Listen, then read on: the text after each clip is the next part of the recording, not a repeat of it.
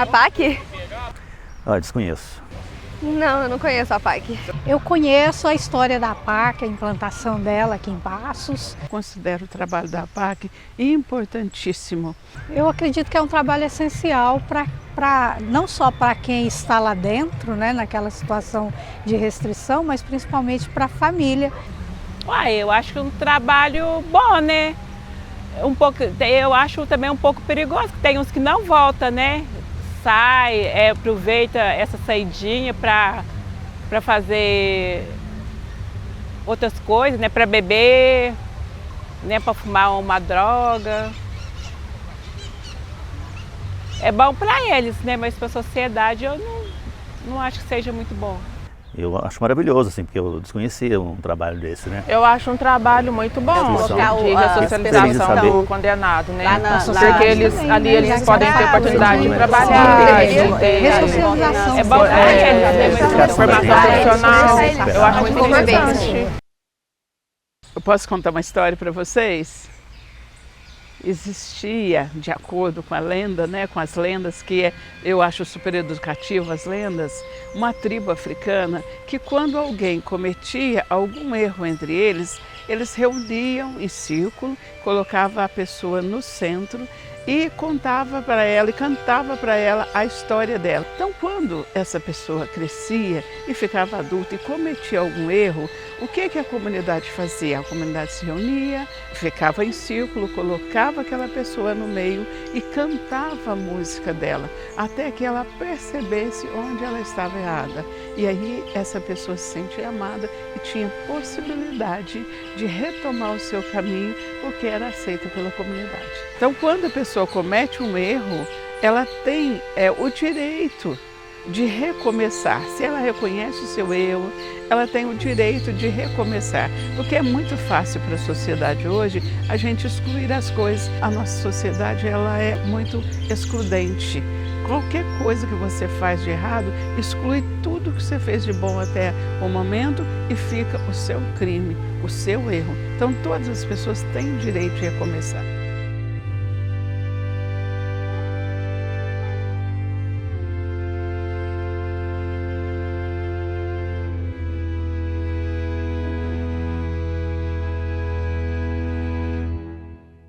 A PAC ela tem como filosofia matar o criminoso e salvar o homem, né?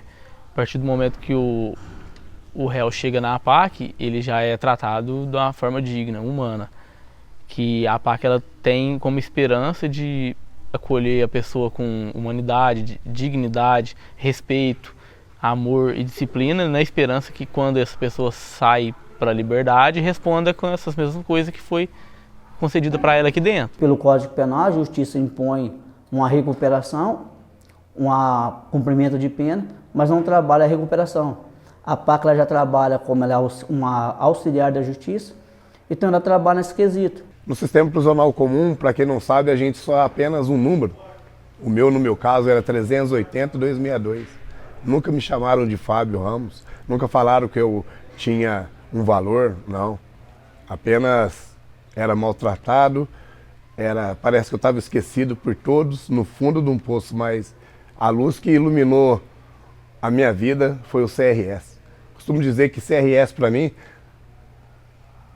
não significa só Centro de Reintegração Social. Hoje eu consigo entender que CRS para mim, Fábio Ramos, significa Cristo restaura e salva. Para mim, porque Ele me restaurou, Ele me salvou. Para que dá um suporte para que o espiritual possa trabalhar. E desde então ela vem trabalhando anos e após anos para que pudesse chegar a a máxima de recuperação das pessoas. Hoje é um método tão bem aplicado, se for aplicado tão bem mesmo, ela consegue recuperar 70% da população carcerária, os que passam na PAC. Diferente do sistema prisional comum, que é onde que é tratado igual um bicho, no caso, né?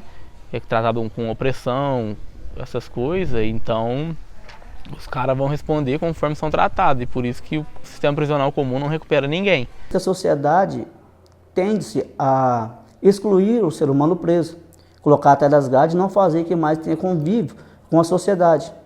E com isso faz o ser humano ficar mais revoltado, faz o ser humano ficar mais triste, mais magoado. isso vai aumentar o ódio no seu coração.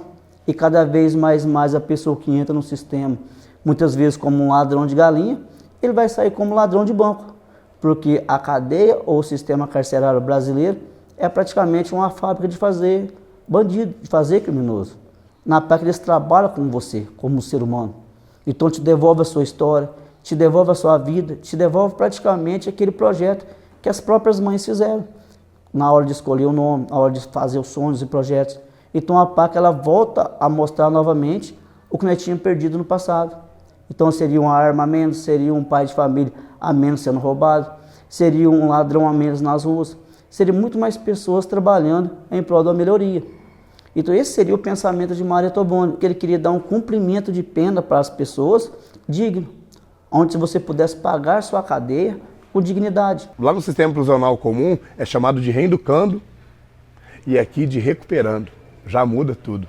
Aqui a gente chega com as mãos para trás. A primeira coisa que a direção, a primeira coisa que a administração, os próprios recuperandos em si manda você falar, é para você erguer a cabeça, tirar suas mãos para trás e dar um abraço.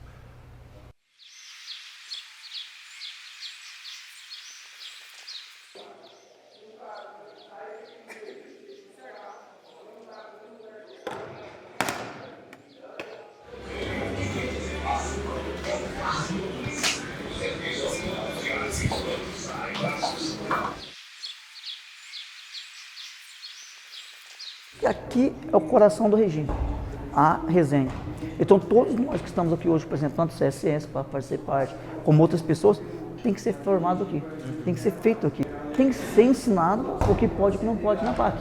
Porque se vocês não souberem, acaba sendo tomando falta. E essa falta muitas vezes atrapalha muito a ida deles embora.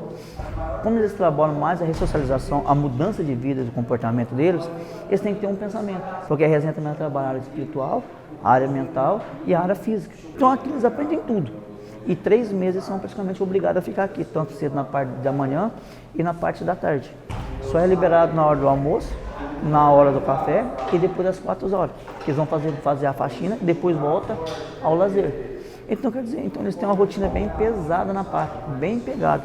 Desde a resenha ao aprendizado da metodologia e desde que eles vão ficar aqui também trabalhando o seu tempo de ociosidade. Quando eu cheguei na PAC, eu achei, eu falei, isso aqui deve ser alguma maquiagem, tá muito tranquilo para ser um presídio, não, onde não tem polícia, não tem arma, não tem nada. E eu falei, isso aqui tá errado alguma coisa. Só que conforme o tempo foi passando, eu fui aprendendo e vivendo na PAC, eu vi que realmente é de verdade, não tem maquiagem nenhuma. Com a metodologia PAC, com os 12 elementos, a gente fazendo, recebendo de verdade, aceitando, falando sim no momento certo. Porque lá fora, eu costumo dizer aqui com os meninos que a gente só está privado porque a gente não soube falar o sim no momento certo e o não no momento oportuno. Mas agora, velhas coisas ficaram para trás.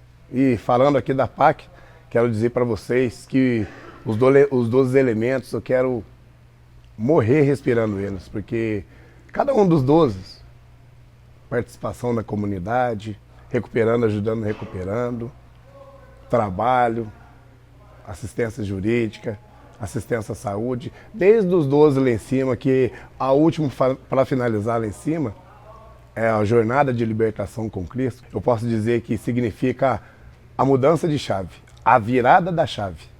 E eu consegui isso.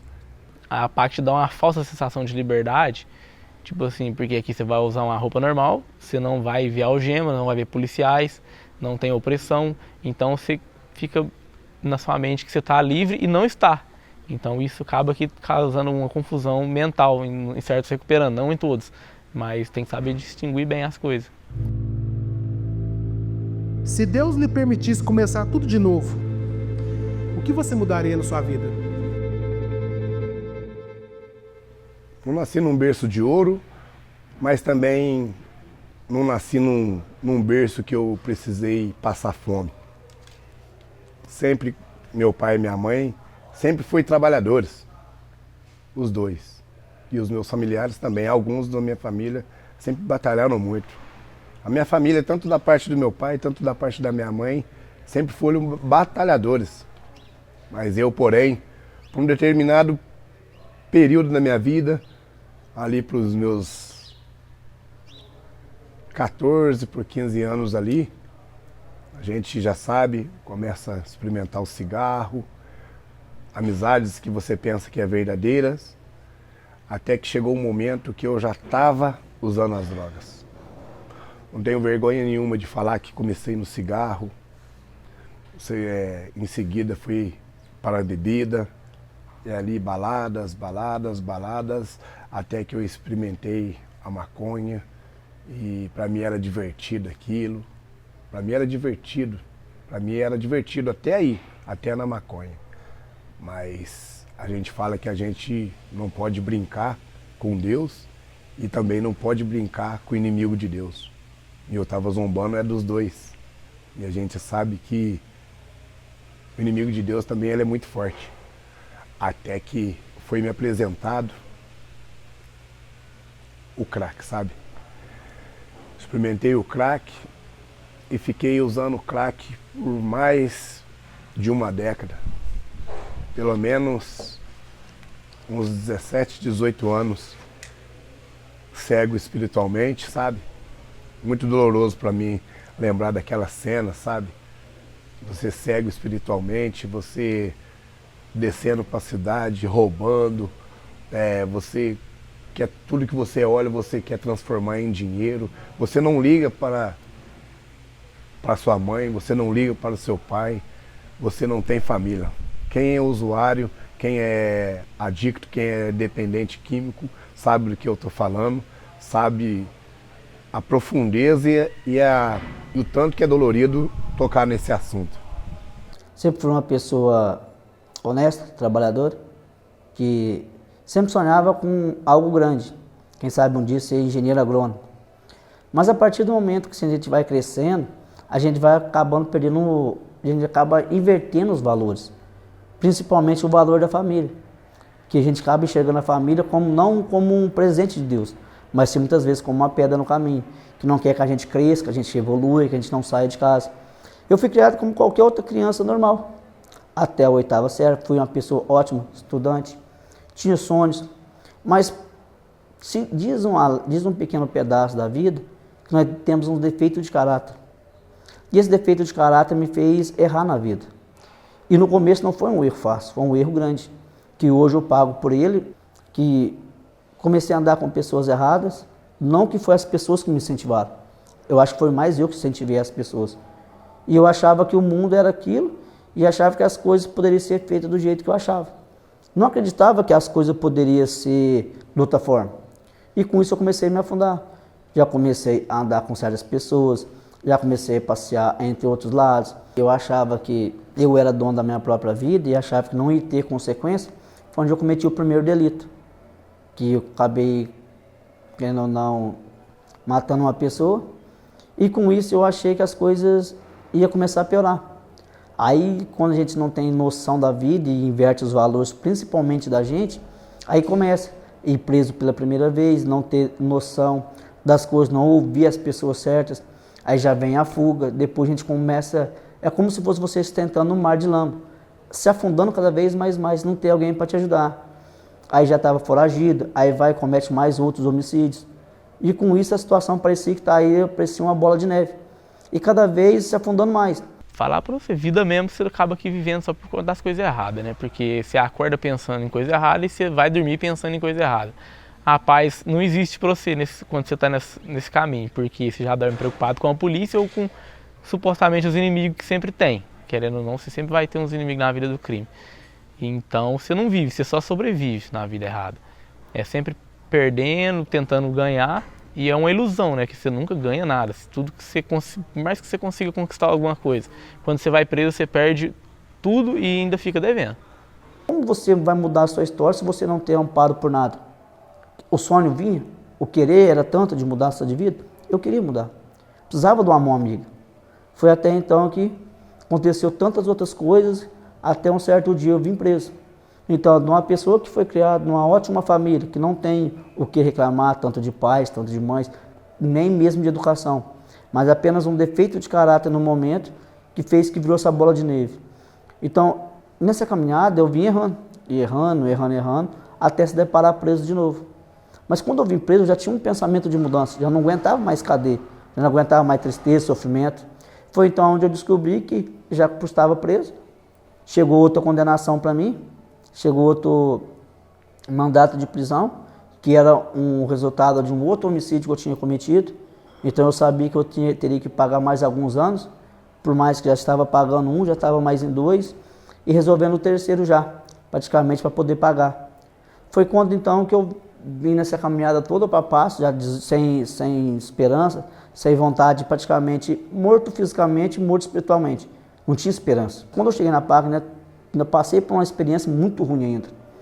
Porque com nem um ano na PAC, eu estava aqui, nessa mesma sala do lado, eu fui responder um outro júri.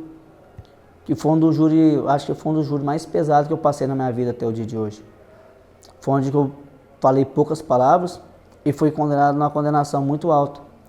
Eu achava que deveria ser condenado, eu não sou inocente, nunca fui inocente. Ser condenado praticamente a 80 anos fechando tudo. Então eu achava muito difícil. Eu achava que ainda que eu não merecia. Que não merecia, fiquei muito tempo remoendo isso. Até então entender que eu tinha um propósito na vida, que tinha um resultado. Aí é onde entra a valorização humana, que sempre fala na PAC, que você faz ter um choque de realidade, onde vai fazer você enxergar que aquilo que fizemos muitas vezes é apenas estamos pagando por algo que nós cometemos. Quando eu larguei as drogas lá fora mesmo. Porém, quando eu larguei as drogas, eu falei assim, agora eu vou largar de usar, mas vou começar a vender. Para mim, na minha mente, estava falando isso. Larga a mão de fumar, mas começa a vender. Porque eu estava vendo que vários traficantes, várias pessoas estavam tendo carros, casas, e aquilo, quando a gente é jovem, infelizmente, você fala que é o espelho. Se eles conseguiram, eu queria ter também. Porém, não obtive êxito. Caí novamente a primeira, segunda, terceira vez no sistema prisional comum, até que chegou nessa vez agora e eu falei assim, eu não vou querer mais aquilo para mim não. Porque dentro da minha própria família eu tenho parentes, meus primos, tios, trabalhadores que são felizes com o pouco que ganham e tem tudo. Nenhum deles precisou ter uma ficha criminal, nenhum deles precisou de roubar, nenhum deles precisou de traficar para ter uma vida saudável e feliz. Minha família não confiava em mim, eles não gostavam, tipo assim, de ficar perto de mim, de conversar muito comigo, porque eu não tinha uma conversa produtiva, eu não tinha nada produtivo para oferecer para eles. Eu precisava passar essa segurança para eles, eu precisava ganhar a confiança deles de novo, né? Porque antes eles não confiavam em mim quando eu estava na vida errada lá fora. Tipo, eu dormia armado, andava só armado. O maior causador de sofrimento da família acaba sendo a gente. Então isso faz você despertar. Hoje eu converso com eles, às vezes eu acabo dando conselhos para eles antes que eles me davam conselho. Hoje sou eu que aconselho eles, então hoje eles conseguem ver eu assim de uma forma totalmente diferente. Hoje eles conseguem confiar em mim e sabem que pode contar comigo do que eles precisar e assim eu também conto com eles. Como eu sempre contei, eles não me abandonou quando eu fui preso. Eles confiou e acreditou em mim, então eu preciso honrar e estou honrando essa confiança que eles depositaram em mim. Ponha na sua cabeça, meus irmãos, e se essa for sua última oportunidade? Eu não posso perder mais ninguém.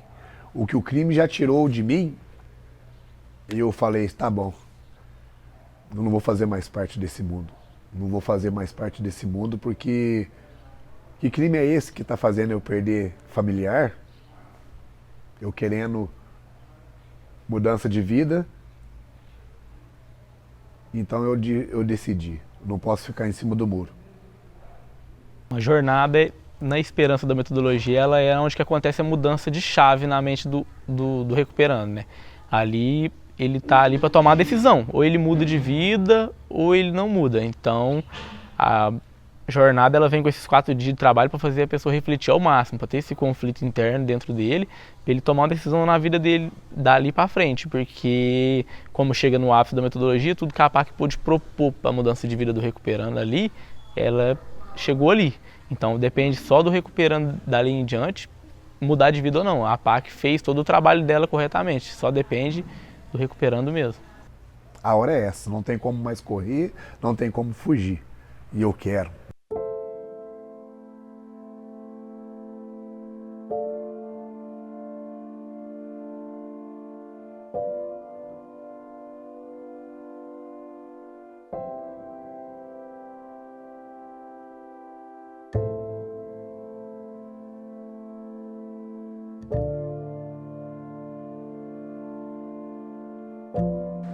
que a partir dessa jornada vocês possam iniciar uma nova etapa na vida dos senhores.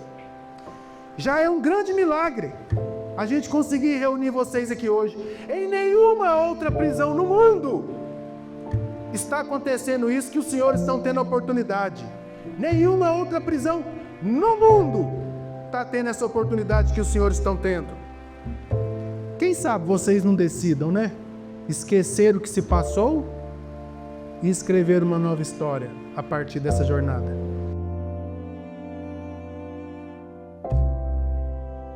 Eu tomei muita cadeia, que injustiça! Vamos escrever uma cartinha para sua vítima? Escrita assim: abusei da sua filha. Quanto tempo você acha que eu tenho que cumprir de pena?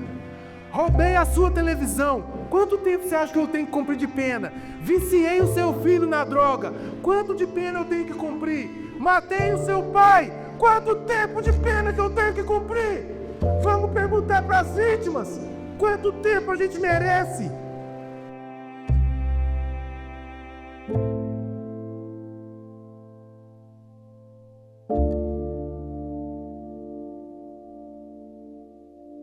Desde quando a gente prepara vocês para voltar para o sistema comum? A gente prepara os senhores para viver em sociedade, com a família de vocês, para trabalhar, para viver em harmonia e cuidar dos seus filhos e dos seus pais.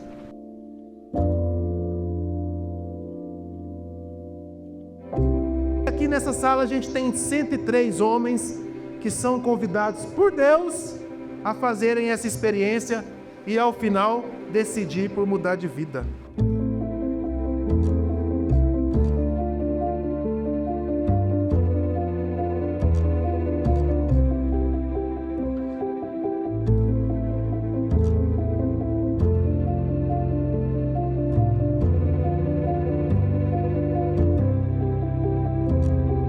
Um gesto de amor e carinho prende mais que as grades.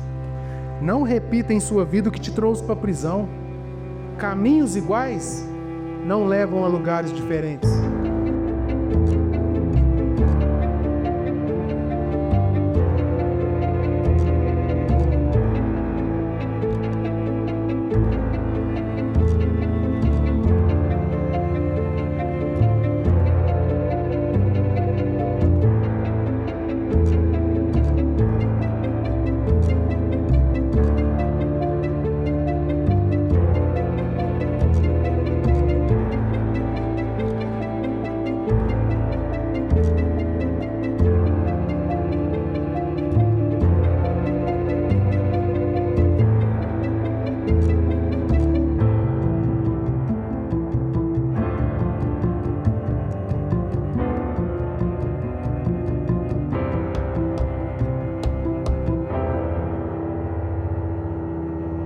Esse Fábio aqui, eu tenho muito orgulho, sou apaixonado por ele.